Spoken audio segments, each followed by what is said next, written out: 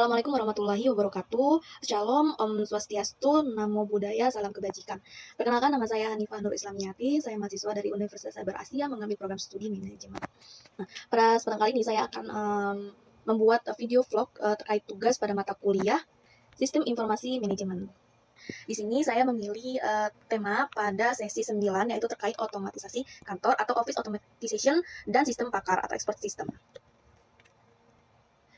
Otomatisasi kantor, menurut O'Brien, adalah sistem informasi berbasis telekomunikasi yang mengumpulkan, memproses, menyimpan, dan mendistribusikan pesan-pesan dokumen dan komunikasi elektronik lainnya antar individu, grup kerja, dan organisasi.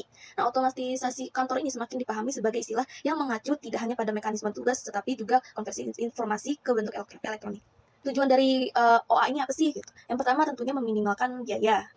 Komputer tidak akan mengganti peranan manusia, tetapi komputer menunda penambahan pegawai yang diperlukan untuk menangani beban kerja yang bertambah. Nah, yang kedua tentunya tujuannya itu pemecahan masalah lebih cepat. Nah, karena sistem otomatisasi kantor ini memungkinkan komunikasi dengan lebih baik di antara para manajer jika ingin berunding untuk memecahkan masalah tertentu tanpa batasan waktu dan tempat. Selanjutnya, sebagai pelengkap. Nah, sistem otomatisasi kantor ini tidak akan menggantikan semua komunikasi interpersonal tradisional atau percakapan tatap muka. Tentunya percakapan sejenisnya, melainkan menjadi pelengkap untuk semua kegiatan.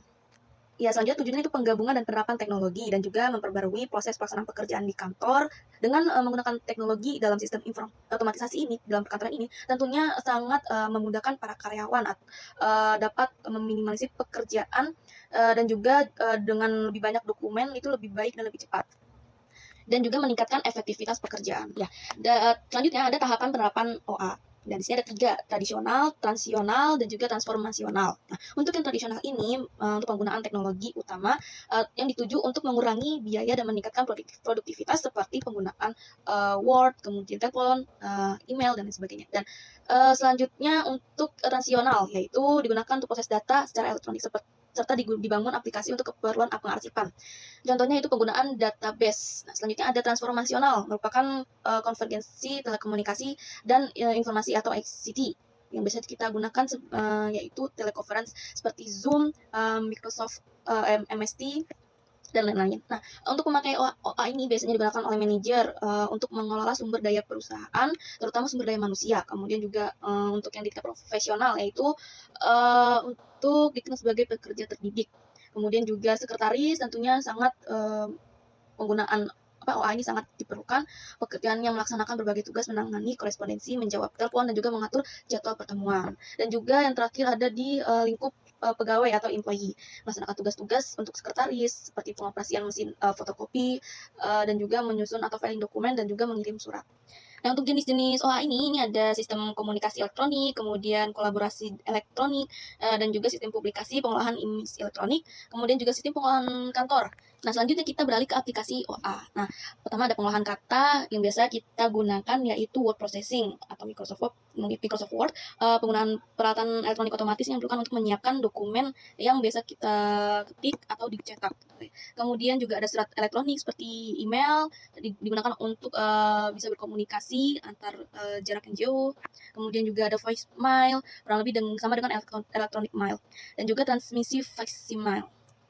Lalu juga ada konferensi video atau video conference yang biasa kita gunakan pada saat Vicon dengan dosen menggunakan aplikasi Zoom. Nah, tentunya dengan menggunakan OA ini ada kelebihannya, itu pertama mendorong untuk belajar keterampilan baru dengan semakin canggihnya perkembangan teknologi. Tentunya kita perlu belajar mengoperasikan sebuah sistem yang kita gunakan. Nah, kemudian juga pekerjaan yang dapat dialihkan ke mesin-mesin gitu atau menggunakan digitalisasi.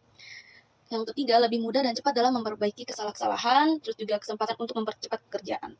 Ya, karena tentunya dengan adanya digitalisasi, kita sangat-sangat dipermudah dan tentunya itu bisa aman gitu, dalam arti aman untuk keselamatan. Contohnya di area-area pertambangan yang memungkinkan bisa menggunakan dengan digitalisasi seperti robot gitu ya, tanpa adanya manusia, karena jarak yang curam. Ya, tentunya ada kekurangan juga dari OA ini, yaitu masalah kesehatan terutama pada mata karena sering melihat layar gitu. Dan juga kurangnya interaksi secara langsung antara sama karyawan karena untuk komunikasi ataupun melakukan sosialisasi itu disampaikan melalui Zoom ataupun MS Teams. Selanjutnya ada IS atau Expert System, yaitu suatu program komputer yang menampilkan pengetahuan manusia mempunyai keahlian pakar orang dengan keahlian khusus dalam bidang tertentu sehingga dapat menyelesaikan masalah yang tidak dapat diselesaikan oleh orang awam. Itu menurut MC Leon.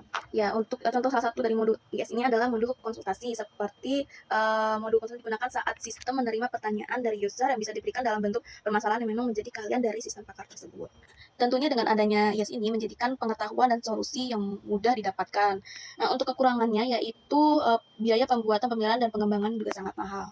Ya, sekian video vlog dari saya. Kurang lebihnya mohon maaf. Wassalamualaikum warahmatullahi wabarakatuh.